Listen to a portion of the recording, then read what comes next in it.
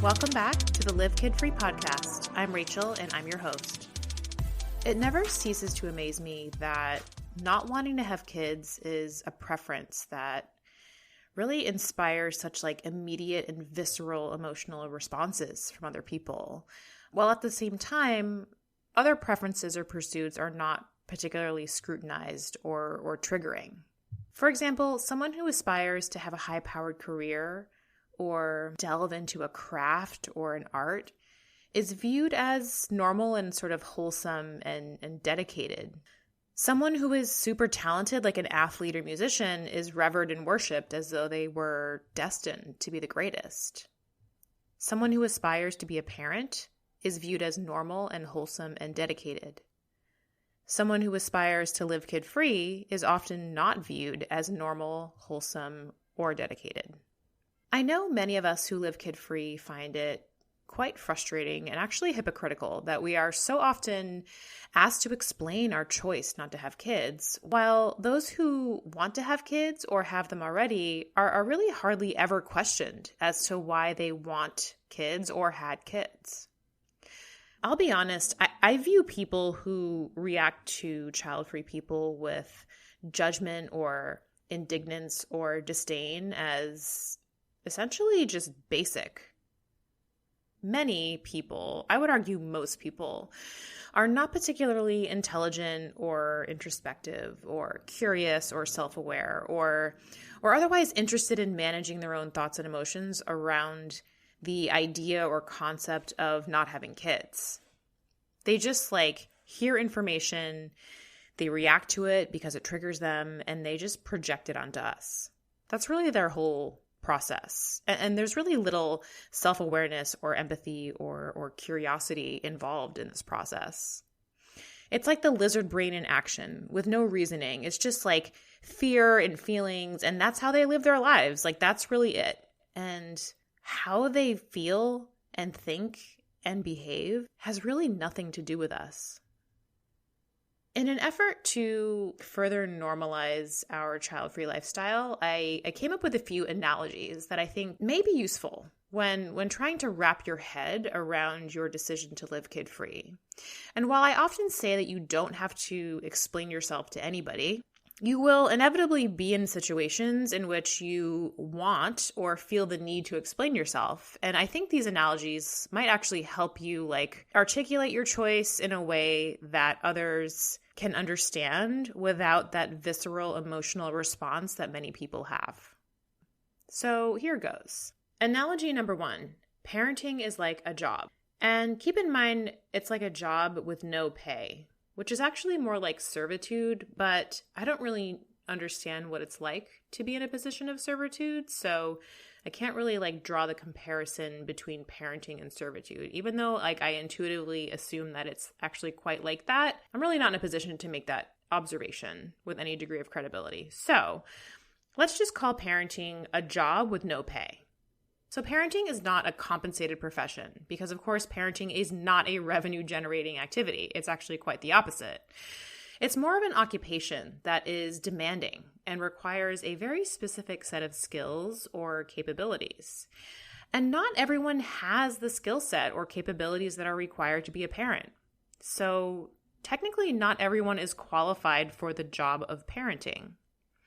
And also, those who are technically qualified for the job may not be great at it and actually may not really like doing it, but they just feel that they have to do it for whatever reason. Parenting is a job that some people do because they want to and some people do because they have to, or because it's the only job they ever applied for and perhaps the only job that they feel qualified to do. And not everyone wants this job because it's really kind of a shit-eating job. The hours are long, bathroom breaks are unpredictable, and you really have a boss who is incredibly demanding, who doesn't much care about your personal well-being so long as you're serving his needs and lining his pockets or her pockets. There's a learning curve and some degree of training and resources available in this job. However, there's really no consistent message in the training materials, and there really are a ton of training materials. So overall, just trying to prepare yourself to do this job well is actually quite difficult. So the job is pretty chaotic, with no clear goals or training, and you're really expected to just figure it out as you go along. Many would argue that this job of parenting is biologically inherent, that we just automatically know what to do and how to do it, but that's not always true. And also, what are the odds that all humans are not only qualified to do this job, but also capable of doing it well? The odds are very slim for this job, and really any other job.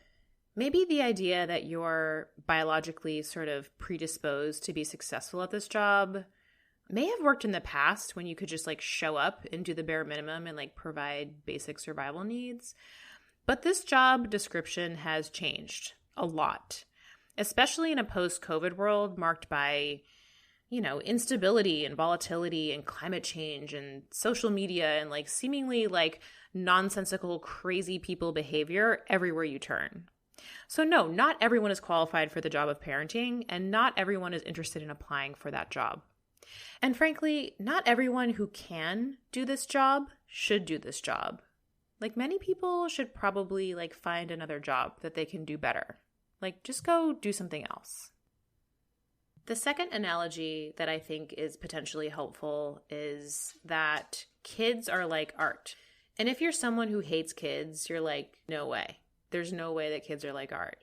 But keep in mind, not all art is beautiful or grandiose or impressive. Some art is stupid and meaningless. And there are artists who are total imposters with very little talent and just really good connections, whose work gets far more notoriety and praise than it actually deserves. So just keep that in mind. One could argue that all art is beautiful in its own right, although not necessarily appealing to all of its observers. But while not all art is beautiful and appealing to all, it's fair to say that all original art is unique. The artist or sculptor or creator wants to make something beautiful for themselves and also perhaps for others to enjoy. And they really seek to grow and evolve and transcend through their artistic expression. Art is created by the artist for the artist and can also be sold to patrons or customers. But selling the art and really passing that along to other people to enjoy is not necessarily the objective or the reason that the art is created in the first place. And art is often expensive and therefore seen as luxurious or indulgent. I love art. I can appreciate art without needing to possess it, without needing to spend a fortune buying it, without needing to put it in my home and make wall space for it. I can admire it and appreciate it for what it is without yearning to own it. Kids are similar in this way. You can like kids, you can love kids, you can enjoy observing them and spending time with them and going to see them and all of those things. But you don't necessarily need to have kids in order to appreciate them.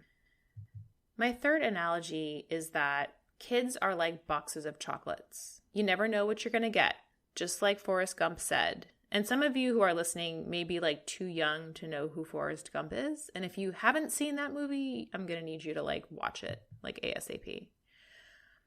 Boxes of chocolates are often beautifully wrapped, maybe with a bow, maybe it comes with flowers or a balloon.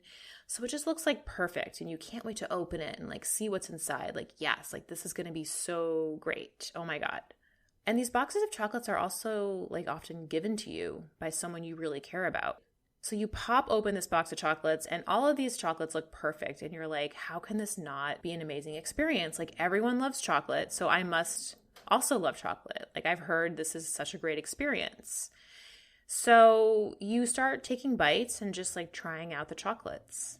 Now let's just pretend for the sake of this analogy that this box of chocolates has no handy map of what kinds live where. So you really have no idea what you're getting, which makes it all the more exciting. So you start biting into these chocolates and they're all just so different. Some are smooth and nougaty, others are tart or fruity. Some have nuts or crispy rice or some other interesting texture involved. Some are dark chocolate, milk chocolate, white chocolate. It's all in there. And those truffles are smooth as fuck. The thing about this box of chocolates is that sometimes you bite into one and immediately spit it out. Like, what was Russell Stover thinking when that one came off the line? And those caramels can be like sticky and hard to chew and get stuck on your teeth and like mess up like thousands of dollars worth of dental work that you've been paying for. Oh, and those chocolates may look great and taste great, but if you eat too many of them, it'll really like mess up your waistline and have you addicted to sugar. Like maybe you even get some diabetes if you eat too many of them. And when it comes to like these boxes of chocolate, there really is such a range of like quality and taste. Like, is it from CVS or Whole Foods, or did you like overnight it from Switzerland? When you buy a box of chocolates, it's always going to look amazing. It's always going to present well. However, its contents are neither universally appealing nor consistently delightful. Sometimes those chocolates are just like funky and just like hit you in unexpected ways. And if you rely on chocolate too much as a source of sustenance and like you don't seek nutritional balance from other foods, you will find yourself just a straight sugar addict who is super unhealthy and not to mention broke, because boxes of chocolates can actually be quite expensive. I admit that comparing kids to a box of chocolates is a silly analogy. But the reality is, with kids and with chocolates, sometimes people bite off more than they can chew. And sometimes their experience is just poor and unfortunately something that they regret. I have been thinking lately about how having kids is simultaneously like one of the most basic human acts, yet it is revered as if it's the most important and beautiful and heart-exploding experience ever. So to me, this doesn't necessarily reconcile. Like, how can something be both basic and exceptional at the same time? According to the National Institutes of Health, about 9% of men and about 11% of women of reproductive age in the US have experienced fertility problems. And I'm sure this varies across different countries, but for the sake of simplicity, let's just say almost everyone can procreate. So if 90% of Americans of reproductive age can have babies, like how can it be a special experience for everyone? How is it amazing when almost everyone is capable of doing it? Maybe I'm just someone who is more impressed by things like talent or ability or intelligence or skill or craft or art, or really just anything that makes a person unique and special. If 90% of people can do the same thing, I guess maybe I'm just inherently unimpressed and also skeptical that such a common, basic act can be so transcendent and amazing. Babies don't interest me. Kids don't impress me. Parenting does not intrigue me. The entire institution, quite frankly, bores me. So I leave you with these 3 analogies with the hopes that you find them helpful in some way. If not for your own thought process, then perhaps for conversations with other people who really can't seem to wrap their basic little brains around why you may want your life to look different than theirs.